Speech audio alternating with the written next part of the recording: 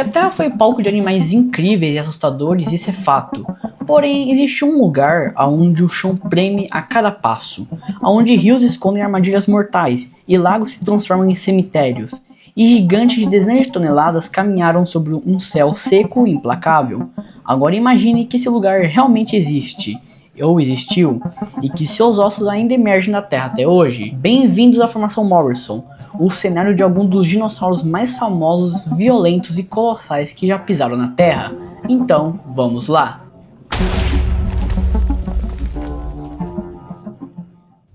Mas o que é a Formação Morrison?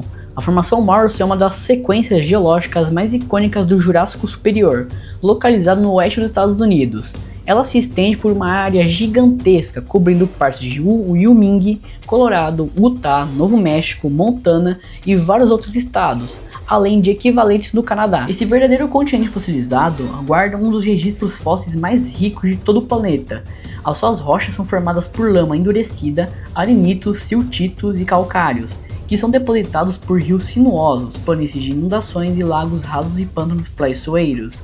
As cores variavam de tons de cinza, verde e vermelho, denunciando ciclos de seca e cheias extremos. Foi nessa formação, em 1877, na cidade de Morrison, no Colorado, que começaram descobertas que mudariam a paleontologia para sempre, alimentando a lendária rivalidade conhecida como Guerra dos Ossos, de Ornithiel Marsh e Edward Corr. A formação Morrison se formou ao longo de cerca de 10 milhões de anos, durante o final do período Jurássico, entre aproximadamente 156 a 147 milhões de anos atrás. Enquanto na Alemanha existiam as lagoas tranquilas de Sonhofan, e na África o ambiente tropical de Tendaguro, aqui a paisagem era brutalmente instável. Montanhas se erguiam a oeste, rios cortavam vastas planícies e a água podia ser tanto fonte de vida quanto uma sentença de morte. O clima era semiárido, semelhantes a uma savana moderna, mas sem gramíneas. As chuvas eram sazonais, os solos alcalinos e o nível da água subterrânea variava drasticamente. Durante a estação de seca, lagos encolhiam até se tornarem armadilhas fatais. Na estação chuvosa, enchentes violentos arrastavam corpos por quilômetros. Ao norte, o clima era um pouco mais úmido, influenciado pelo mar Sundense. Ao sul, dunas de areia avançavam, criando um ambiente quase desértico. Era um mundo belo, mas absolutamente mortal. Mas por todo esse ecossistema que por si só o clima e estações já são extremamente instáveis, tinha a fauna, os dinossauros, como o Allosaurus fragilis, que era o rei da formação Morrison. O Allosaurus era o predador dominante desse ecossistema. Por mais que não seja o maior, ele era o mais diverso, indo desde os Estados Unidos, na América do Norte, até a Europa. E esse animal, ainda por cima, representa 70% dos fósseis de terópodes encontrados em Morrison. O Allosaurus, com até 10 metros de comprimento, tinha mandíbula cheia de dentes serrilhados e braços fortes, com garras curvas. Ele era um caçador ativo e violento. Marcas de mordida em ossos de saurópodes mostram que ele atacava animais grandes e praticava também o canibalismo. Provavelmente caçava em grupo ocasionalmente, como em saurópodes, cercando presas feridas ou animais que ficavam presos na lama. Mas o Allosaurus não era o único dominante, mas existiam outros, como o Ceratosaurus. Era menor que o Allosaurus, mas igualmente perigoso. Ele possuía uma crista nasal e dentes longos e afiados. O seu corpo sugere que ele era excelente nadador, caçando perto de rios e lagos. Ele não era piscívoro, ele caçava perto de rios e lagos, o que não significa que ele era piscívoro, ou seja, comia peixes. Porém, era um predador dominante em terra firme. O Ceratosaurus espreitava nas margens, atacando quando menos se esperava, mas nem Allosaurus nem o Ceratosaurus se comparam ao próximo. Um predador de topo, era o mais forte entre todos os dinossauros predadores da formação Morrison. Eu falo do Torvosaurus, que era um verdadeiro tanque vivo. Com um crânio enorme e dentes comparáveis a facas de açougueiro, ele provavelmente era um caçador de emboscada, capaz de derrubar presas gigantes com ataques devastadores. Se encontrasse um Allosaurus, o confronto seria épico e mortal. O Torvosaurus tinha de 9 a 11 metros de comprimento, uma altura de 3 a 3,5 metros e pesava entre 2 a 4 toneladas. O Torvosaurus taneri também tem a segunda maior mordida entre os dinossauros carnívoros, perdendo apenas por Tiranossauro Rex. Porém, existem duas espécies de Torvosaurus.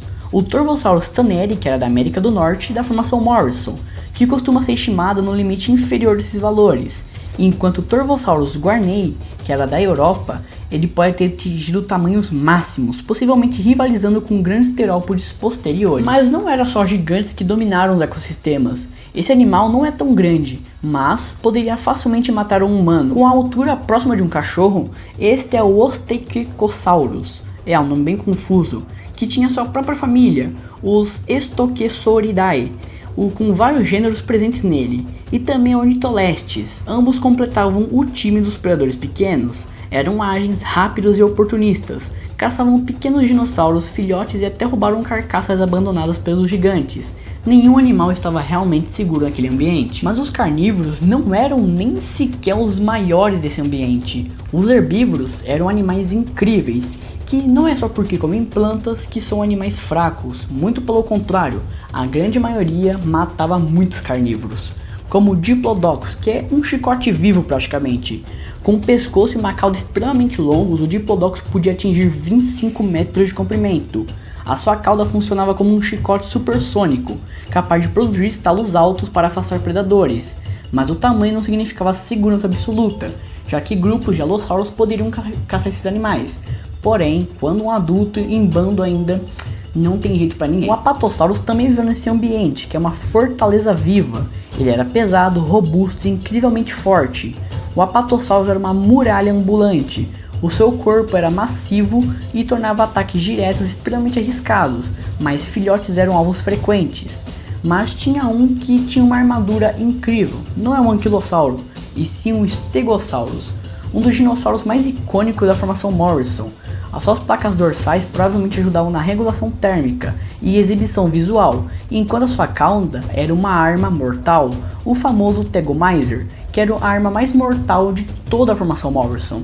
Há evidências de alossauros mortos após serem perfurados por essas espinhas, que aplicavam uma força tão absurda que poderia facilmente empalar um ser humano. E aqui vai alguns dinossauros saurópodes extremamente grandes, os maiores da formação, o Camarasaurus e o Brachiosaurus. Camarasaurus era o saurópode mais comum da região, com um pescoço robusto e alimentação mais generalista.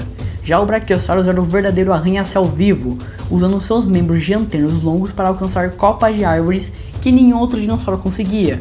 E também existiam outros dinossauros, como o Briosaurus e o Campetosaurus, que eram constantemente presos dos carnívoros, por serem pequenos, porém não eram fáceis de predar, já que eram extremamente rápidos. Mas como era a flora da formação Morrison?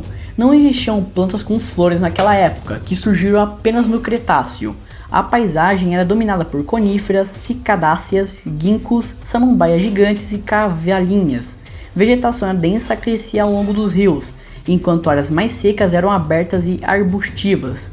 Era uma savana primitiva e bem brutal, muito brutal do que atual. A formação Morrison não perdoava ninguém. As secas extremas levavam dinossauros a morrerem presos em lagos alcalinos tóxicos. Inundações espalhavam ossos por quilômetros, doenças causavam infecções ósseas e obscenos e mortes lentas.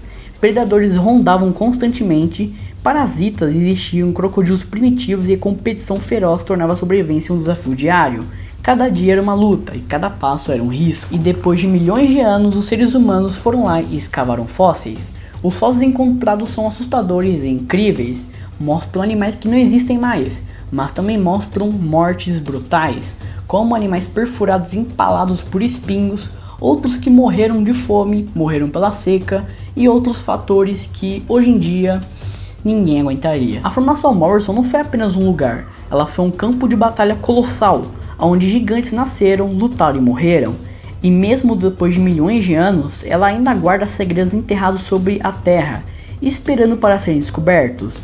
A pergunta aqui não é o que viveu ali, mas sim quantos monstros ainda dormem sobre nossos pés. Mas então é aqui que o vídeo vai acabando. Então muito obrigado por ter visto o vídeo até aqui e também ver esse outro vídeo aqui que eu fiz sobre os oceanos extintos. E está tão bom quanto esse? Clica aqui ou veja outras recomendações do canal. Mas já deixa o like monstruoso aí, se inscreve e agora até o próximo vídeo. Falou!